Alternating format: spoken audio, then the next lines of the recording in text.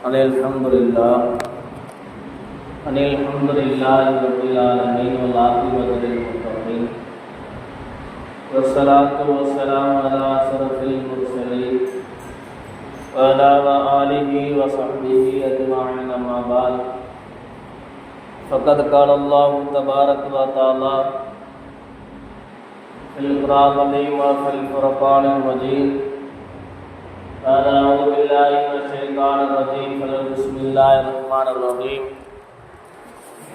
إن الله وملائكته يصلون على النبي يا أيها الذين آمنوا صلوا عليه وسلموا تسليما اللهم صل على رسولك سيدنا ونبينا مولانا محمد وعلى آل سيدنا نبينا مولانا محمد وبارك وسلم عليه وقال نبينا عليه الصلاة والسلام إنما الأعمال بالنيات وإنما لامرئ ما نوى أو قام عليه الصلاة والسلام.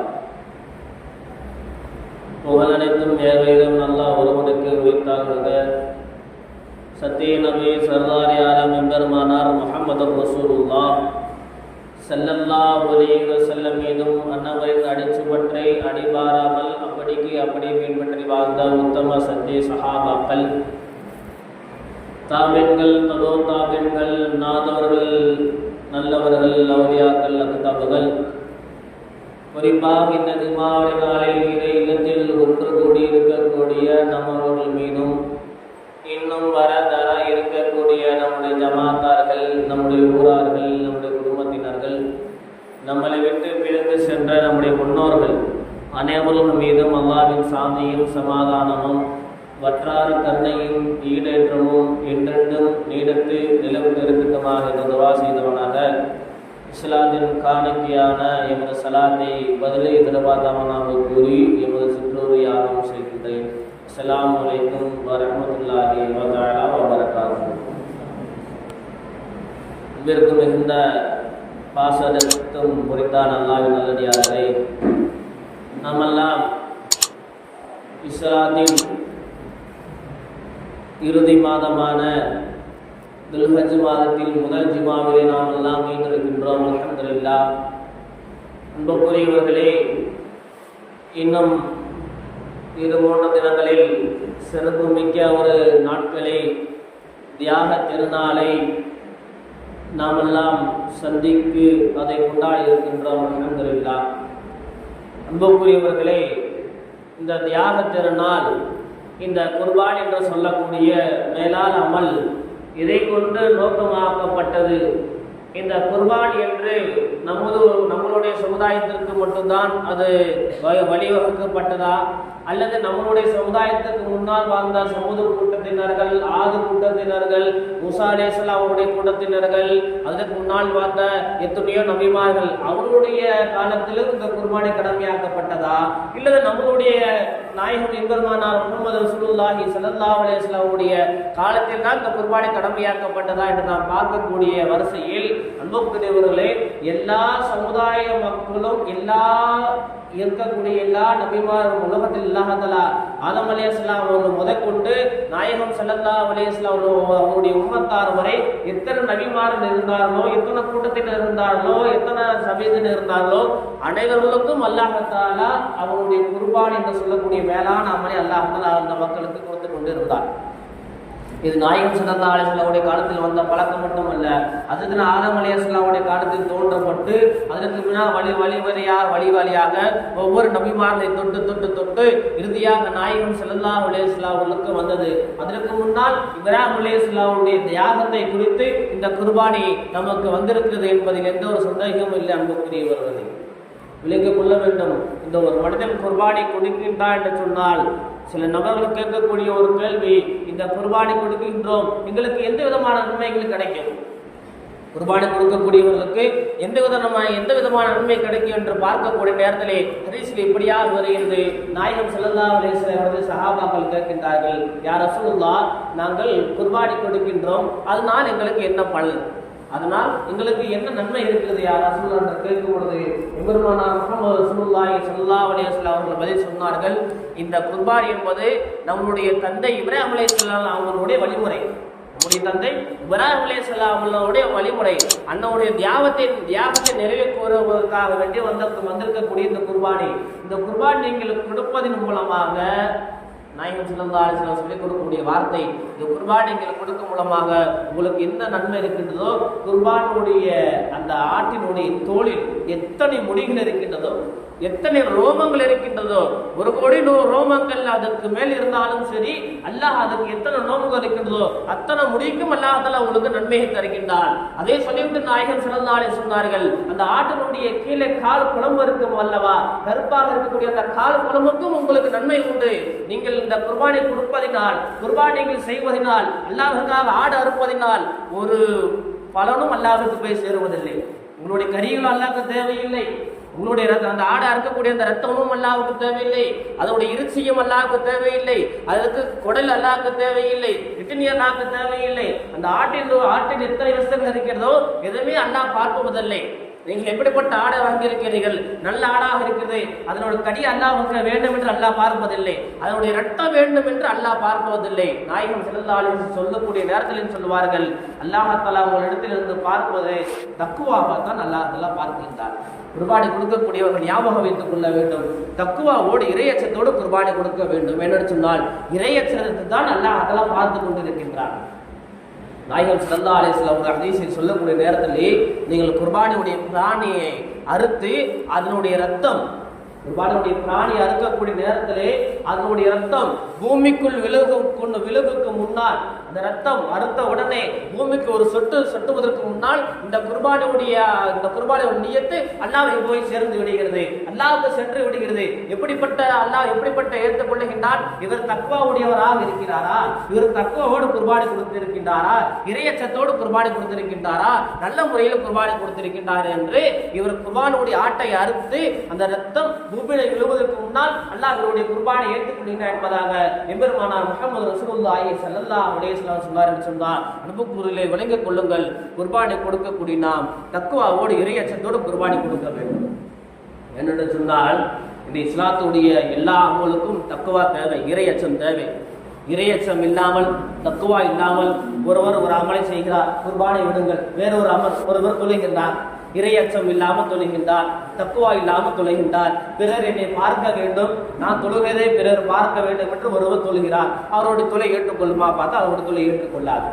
ஒருவர் ஜகாத் தருகிறார், தான தர்மம் ஒருவர் செய்கிறார், எப்படியாக செய்கிறார், பிறர் என்னை பாராட்ட வேண்டும், பிறர் என்னை பார்க்க வேண்டும், நான் காசு செலவழிக்கின்றேன், பிறர் என்னை பார்த்து பாராட்டி இவர் வசதியானவர், இவர் பணக்கார் என்று பிறர் என்னை எண்ண வேண்டும். அந்த முறையில் ஒருவர் ஜகாத்து தான தர்மங்கள் செய்தார் என்று சொன்னார், இவருடைய தான தர்மங்கள் ஏற்றுக்கொள்ளப்படுமா என்று பார்த்தா எடுத்துக்கொள்ளப்படாது. ஏனென்று சொன்னால் இவர் அல்லாஹ்வுக்காக செய்யவிடவில்லை, இவர் அல்லாஹ்வுக்காக செய்யவில்லை, இவர் பிறர் மக்கள் இவரை போற்ற வேண்டும், பிறர் மக்கள் இவரை பாராட்ட வேண்டும் என்ற ஒரு காரணத்துக்காக இவர் அமல் செய்கிறார். அதனால் அல்லாஹ் இவருடைய அமலை ஏற்றுக்கொள்ள மாட்டான். அதே சட்டத்தான் குர்பானிக்கு அனுப்பக்கூடியவர்களை, குர்பானி கொடுக்கக்கூடியவர் இறையச்சத்திற்காக குர்பானி கொடுக்க வேண்டும், அல்லாஹ்வுக்காக குர்பானி கொடுக்க வேண்டும். இறையச்சத்தை நாடி அல்லாஹ் நமக்கு எந்த கட்டளை இருக்கின்றானோ அதன்படி குர்பானி கொடுக்க வேண்டும். நமக்கு வரலாறு தெரிந்ததுதான், சுருக்கமாக சொல்லுவேன். அதுதான் ஆதம் அலைஹிஸ்ஸலாமுடைய மகனாக இருந்த நபர்களும் ஹாபில் காபில், இதுதான் ஆதம் அலைஹிஸ்ஸலாமுடைய மகனார். அல்லாஹ் குர்ஆனில் பதிவு செய்யக்கூடிய நேரத்திலே ஆதம் அலைஹிஸ்ஸலாமுடைய மகனாருடைய வரலாறு அல்லாஹ் பதிவு செய்வான். நபியே நீங்கள் நினைவு கூறுங்கள், நபியே நீங்கள் நினைவு கூறுங்கள், ஆதம் அலைஹிஸ்ஸலாம் அவருடைய 2 குமாரன்களும் 2 மகன்களும் இறைவனுக்காக குர்பானி கொடுத்தார்கள். ஆனால் அதில் ஒருவருடைய குர்பானி தான் நாம் ஏற்றுக்கொண்டோம், அல்லாஹ் குர்ஆனில் பதிவு செய்கின்றார். ஏன் காரணம் என்ன என்று பார்த்தால் வரலாற்று சம்பவத்தை நமக்கு எழுதுகின்றார்கள். ஹஜ்ரத் ஆதம் அலைஹிஸ்ஸலாமுடைய காலத்தில் குர்பானி அன்றுதான் துவங்கப்படுகிறது. ஒரு காலத்தில் தான் எப்படி குர்பானி இருக்கும் என்று சொன்னால், யார் யாரெல்லாம் குர்பானி கொடுக்கின்றார்களோ அவருடைய குர்பானியுடைய பொருட்களை கொண்டு ஒரு மைதானத்தில் வைத்து விடுவார்கள், ஒரு மைதானத்தில் வைத்து விடுவார்கள். மைதானத்தில் வைத்த உடனே வானத்திலிருந்து ஒரு நெருப்பு வரும். வானத்திலிருந்து ஒரு நெருப்பு வந்து யார் இஹ்லாஸான முறையில், யார் தக்வாவோடு குர்பானியை கொடுக்கின்றாரோ, யார் தக்வாவோடு அந்த பொருளை எடுத்து வைக்கின்றாரோ அவருடைய குர்பானியை அந்த நெருப்பு வந்து பொசுக்கிட்டு போய்விடும். அப்படி புஷிக்கிட்டு போயிருச்சுன்னா இவருடைய குர்பானி அல்லாஹ் ஏற்றுக்கொண்டான் என்று அர்த்தம். முன்னாடி ஒரு சமுதாயத்தில் இருந்துச்சு, அல்லாஹ் அப்படி இப்படி வச்சிருந்தானா யாரோடைய குர்பானி அல்லாஹ் ஏற்றுக்கிறான்னு நமக்கு தெரியாது. அப்படி ஒரு சமுதாயம் இருந்துச்சு. நாம் சொல்ல வரக்கூடிய காரணம், காபில் இரண்டாம் நபரும் இருந்தார்கள். ஒரு விஷயத்திற்காக அவர்கள் குர்பானி வைக்கின்றார்கள். ஏதோ ஒரு சண்டை, அவர்களுக்குள்ள ஒரு சண்டை ஏற்படுகிறது, விரிவாக பேச முடியாது, அதுக்குள்ள ஒரு சண்டை ஏற்படுகிறது, அதனால அவர்கள் குர்பானி வைக்கின்றார்கள். எப்படிப்பட்ட குர்பானி வைக்கின்றார்கள்? அண்ணன் ஹாபில் அழகான ஒரு ஆடு பிசினஸ் செய்யக்கூடிய ஒரு மனிதர் ஆட்டு பண்ணை வைத்திருக்கிறார். ஒரு அழகான ஒரு ஆட்டை எடுத்து மந்தையில் வைத்து விட்டார், ஒரு இடத்தில் வைத்து விட்டார். அல்லாஹ் என்னுடைய குர்பானி. அது எப்படிப்பட்ட ஆடு? அது ஆடு நோயும் இல்லை. அந்த ஆடுக்கு நல்லா சுத்தம் பத்தமான ஆடு. எப்படிப்பட்ட ஆடு என்று சொன்னால், அவர் வளர்க்கக்கூடிய ஆட்டிலே இதுதான் சிறந்த ஆடு. அவர் வளர்க்கக்கூடிய ஆட்டிலே அவர் எத்தனை ஆயிரக்கணக்கான ஆடுகள் வளர்த்தாலும் இந்த ஆயிரக்கணக்கான ஆட்டிலே இந்த ஒரு ஆடு தான் சிறந்த ஆடு. இந்த ஒரு ஆடு தான் முதல் ஆடு. அதனால இந்த ஆடை நான் குர்பானி கொடுக்கிறேன் என்பதாக அவர் அந்த குர்பானி பிராணியை வைத்து விட்டார். ஹாபில் என்று சொல்லக்கூடியவர் விவசாயம் செய்யக்கூடிய ஒரு மனிதர். ஹாபில் என்று சொல்லக்கூடியவர் விவசாயம் செய்யக்கூடிய மனிதர். இவர் விவசாயம் செய்து அந்த தானியங்களை உருவாக்கி அந்த தானியத்தை மக்களுக்கெல்லாம் கொடுக்கக்கூடிய ஒரு விவசாயி. அவர் என்ன செய்கிறார் என்று பார்த்தால், அவற்றில் இருக்கக்கூடிய தானியங்களை எடுத்து வைக்கிறார். அது எப்படிப்பட்ட தானியங்கள்? எதற்குமே பிரயோஜனமாகாத ஒரு தானியங்கள், எதற்குமே பிரயோஜனமாகாத தானியங்கள். அந்த தானியத்தை வைத்து எதுவுமே செய்ய முடியாது என்ற அளவுக்கு இருக்கக்கூடிய ஒரு தானிய பொருட்களை அவர் கொண்டு வந்து வைக்கிறார். அண்ணன் எப்படிப்பட்ட பொருளை வைத்தார்? அந்த ஆட்டு மந்தையிலே எது சிறந்த ஆடோ அந்த ஆடை கொண்டு வைத்தார். தம்பியோ எப்படிப்பட்ட ஒரு தானியங்களை வைத்தார்? எந்த தானியங்களை உபயோகப்படுத்த முடியாதோ அந்த தானியத்தை கொண்டு வைத்தார். இரண்டுமே சபையில் இருந்து கொண்டு இருக்கிறது. நேராக எல்லாரும் காத்து கொண்டிருக்கிறார்கள், யாருடைய குர்பான் ஏற்றுக்கொள்ளப்படும் என்று எல்லாரும் காத்து கொண்டிருக்கக்கூடிய நேரத்திலே மேலே வானத்திலிருந்து ஒரு நெருப்பு வருகிறது. நெருப்பு வந்து அண்ணனுடைய ஆட்டை கருக்கி விட்டு சென்று விட்டது. இதில் தான் நாயகம் ஸல்லல்லாஹு அலைஹி வஸல்லம் சொல்லக்கூடிய நேரத்தை சொல்லி காட்டுவார்கள், நீங்கள் குர்பானை கொடுக்கக்கூடிய நேரத்திலே குர்பானி மட்டுமல்ல, எந்த அமல்களை நீங்கள் செய்தாலும் சரி தக்வாவோடு செய்யுங்கள், இறையச்சத்தோடு செய்ய வேண்டும். நான் பிறருக்காக குர்பானி கொடுக்கவில்லை, நான் பிறர் என்னை பார்த்து பாராட்ட வேண்டும் என்பதற்காக நான் குர்பானி கொடுக்கவில்லை.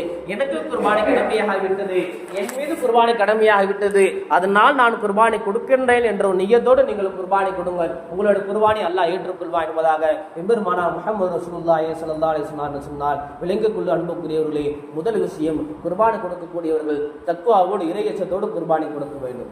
இரண்டாவது விஷயம், நாம் பேசக்கூடிய நேரத்திலே அன்புக்குரியவர்களே, இரண்டாவது, இந்த குர்பானிக்கு முன்னால் ஒரு சிறந்த ஒரு அமல், குர்பானிக்கு முன்னால் ஒரு சிறந்த ஒரு அமல் என்னவென்று கேட்டால், நாயகம் ஸல்லல்லாஹு அலைஹி வஸல்லமுடைய காலத்திலே இது மிகப்பெரிய ஒரு விஷயமாக இருந்தது.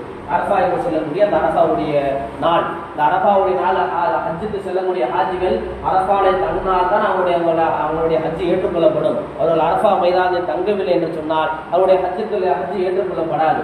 அரஃபாவுடைய நாளில் அவங்க தங்கி ஆக வேண்டும். இதில் பல குழப்பங்கள் இருக்கிறது. நாளைக்கு சவுதி அரேபியாவிலே நாளைக்கு அரஃபா தினம், அவருக்கு ஞாயிற்றுக்கிழமை, அவருக்கு சனிக்கிழமை. அப்போ அவர்கள் அங்கே அரஃபா கொண்டாடி விடுவார்களே, நாம் இங்கே அதற்கு மறுநாள் தான் அரஃபா கொண்டாடுகின்றோம். அப்போ அது நமக்கு அரஃபா என்று குருமா என்று பார்த்தால், இஸ்லாத்துடைய ஷரியத்து சட்டம் என்ன? ஒவ்வொரு நாட்டுக்கும் தனித்தனியாக பிறைகள் தெரியப்படும். ஒவ்வொரு நாடுகளுக்கும் தனித்தனியாக பிறைகள் தெரியப்படும். நமக்கு என்றைக்கு பிறை தெரியப்பட்டதோ அன்று நாளிலிருந்து கணக்கிட்டு பார்த்தால் பிறை 9 ஞாயிற்றுக்கிழமை அரபாவுடைய தினமாக இருக்குது. அந்த தினத்தில் நோன்பு நோக்க வேண்டும். உமர் ரலியல்லாஹு தஆலா அவர்கள் ஒரு யூதர் வருகிறார், முஸ்லிமான மனிதர் அல்ல, யூதர் மனிதர் வருகிறார். வந்து ஒரு ஆயத்தை ஓதி காட்டுகிறார். எந்த ஆயத்தை சொன்னால், நாயகம் ஸல்லல்லாஹு அலைஹி வஸல்லம் அவர்கள் அரஃபா மைதானத்தில் இருக்கக்கூடிய நேரத்திலே ஹஜ்ஜத்துல் விதா, லாஸ்ட் ஹஜ், ரசூல் ஸல்லல்லாஹு அலைஹி வஸல்லம் செய்த ஒரே ஒரு ஹஜ், அந்த ஹஜ்ஜில் இருக்கக்கூடிய நேரத்திலே நாயகம் ஸல்லல்லாஹு அலைஹி வஸல்லம் அவர்கள் பல பிரசங்களை, பிற சொற்களை சொல்லுகின்றார்கள் மக்களுக்கு. அதில் ஒரு ஆயத்தை ஓதி காட்டுகின்றார்கள். அல்லாஹ் தஆலா இறக்கப்பட்ட இறுதி ஆயத்து ஒரு ஆயத்தை ஓதி காட்டுகிறார்கள். என்ன ஆயத்தை? அல்லாஹ் சொல்லுகின்றான், மக்களே, என்னுடைய சமுதாயத்து மக்களே, உங்களுக்கு தீனை நான் பரிபூரணமாக ஆக்கிவிட்டேன். இதற்கு பின்னால் உங்களுக்கு கொடுக்கக்கூடிய எல்லா சட்டத்தையும் நான் உங்களுக்கு கொடுத்து விட்டேன். நீங்கள் வாழ்நாள் என்ன செய்ய வேண்டும், எப்படி தொழுக வேண்டும், எப்படி நோன்பு வைக்க வேண்டும், எப்படி சக்காத்து கொடுக்க வேண்டும், உங்களுடைய வாழ்வாதாரங்கள் எப்படி இருக்க வேண்டும், பிற மக்களிடத்தில் நீங்கள் எப்படி நடக்க வேண்டும் என்று உங்களுடைய சட்டங்களை, உங்களுடைய மார்க்கத்தை நான் உங்களுக்கு பரிபூரணமாக ஆக்கிவிட்டேன். அதற்கடுத்து அல்லாஹ் சொல்லுகின்றான், என்னுடைய ரஹமத்தை உங்களுக்கு நான் பரிபூரணமாக ஆக்கிவிட்டேன் என்ற ஒரு செய்தியை அந்த யூதன் ஹஜ்ரத் உமர் ரலியல்லாஹு தஆலா இடத்தில் ஓதி காட்டி விட்டு சொல்லுகின்றான், இது எப்போது இறந்தது உங்களுக்கு தெரியுமா என்று உமர் ரலியல்லாஹு தஆலா இடத்தில் அந்த ஒரு யூதன் கேட்கின்றார்.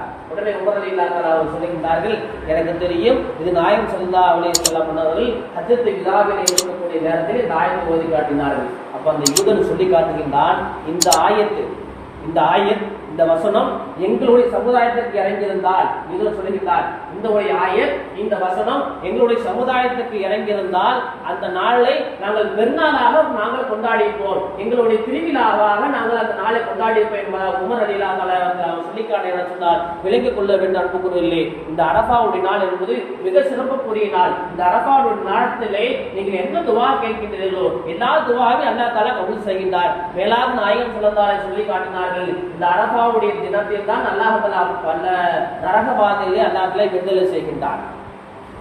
நரகவாதிகளே அல்லாஹ் தஆலா விடுதலை செய்கின்றார்.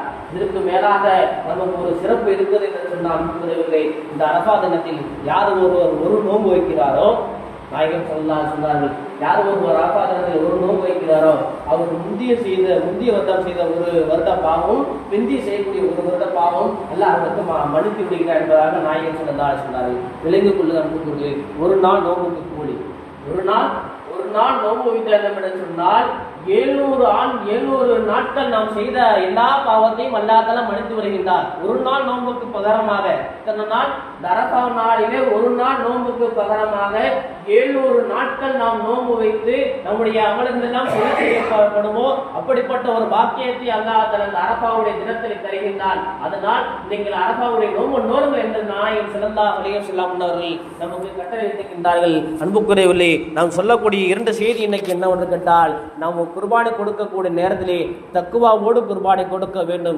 இறையச்சத்தோடு குர்பானி கொடுக்க வேண்டும். அதற்கு முன்னால் நாம் இந்த அரஃபாவுடைய அதிகமான நபர்கள் இந்த அரஃபாவுடைய நோன்பை நோற்று அதிகமாக அல்லாஹ்வுடைய துஆ கேட்டு அவருடைய ரஹ்மத்தை பெறக்கூடிய பாக்கியத்தை வல்ல நாயகம் நம் அனைவருக்கு தந்தரக்கூடியவானாக. நாம் வாழுங்காலம் எல்லாம் லா இலாஹ இல்லல்லாஹ் முஹம்மது ரசூலுல்லாஹ் என்ற திருக்கலிமோடு வாழ்ந்து திருக்கலிமோடு மரணிக்கூடிய பாக்கியத்தை வல்ல நாயகம் நம் அனைவருக்கு தந்தரக்கூடியவானாக. நாம் இறுதி பேச்சு இறுதி மூச்சும் லா இலாஹ இல்லல்லாஹ் முஹம்மது ரசூலுல்லாஹ் என்ற பேச்சாக மூச்சாக இருக்கக்கூடிய பாக்கியத்தை வல்ல நாயகம் நம் அனைவருக்கு தந்தர் புரிவானாக. அல்லாஹ் நாம் கொடுக்கக்கூடிய குர்பானி அல்லாஹ் ஏற்றுக்கொள்வானாக. ஹஜ் செய்யக்கூடிய ஹாஜினுடைய ஹஜ்ஜை அல்லாஹ் தஆலா மக்பூலான ஹஜ்ஜாக ஏற்றுக்கொள்வானாக. யார் யாரெல்லாம் ஹஜ் செய்ய போயிருக்கின்றார்களோ அனைவருடைய ஹஜ்ஜை மேற்றி அல்லாஹ் தஆலா அனுடைய துஆவை அல்லாஹ் தஆலா கபூல் செய்து நல்லபடியாக தாயகம் திரும்பக்கூடிய பாக்கியத்தை வல்லநாய் நம்ம அவர்களுக்கு தந்தர் புரிவானாக. நாமும் ஹஜ் உம்ரா செய்யக்கூடிய பாக்கியத்தை வல்ல நாயின் நம் அனைவருக்கு தந்தர் புரிவானாக. எல்லா சிரமங்களையும் விட்டும் சுகமான வாழ்க்கையை வல்ல நாயின் நம் அனைவருக்கு தந்தர் புரிவானாக. அல்லாஹ் நம்முடைய ஊரை பாதுகாத்துக் கொள்வானாக. நம்முடைய ஊர் மக்களை எல்லாம் பாதுகாத்துக் கொள்வானாக. எல்லா சிரமங்களை விட்டும் சந்தோஷமான மன திருப்தியான வாழ்க்கையை வல்ல நாயின் நம் அனைவருக்கு தந்தர் புரிவானாக. வாஹிதா அல்ஹம்துலில்லாஹி ரப்பில் ஆலமீன். அஸ்ஸலாமு அலைக்கும் வரஹ்மத்துல்லாஹி தஆலா வபரகாத்துஹு.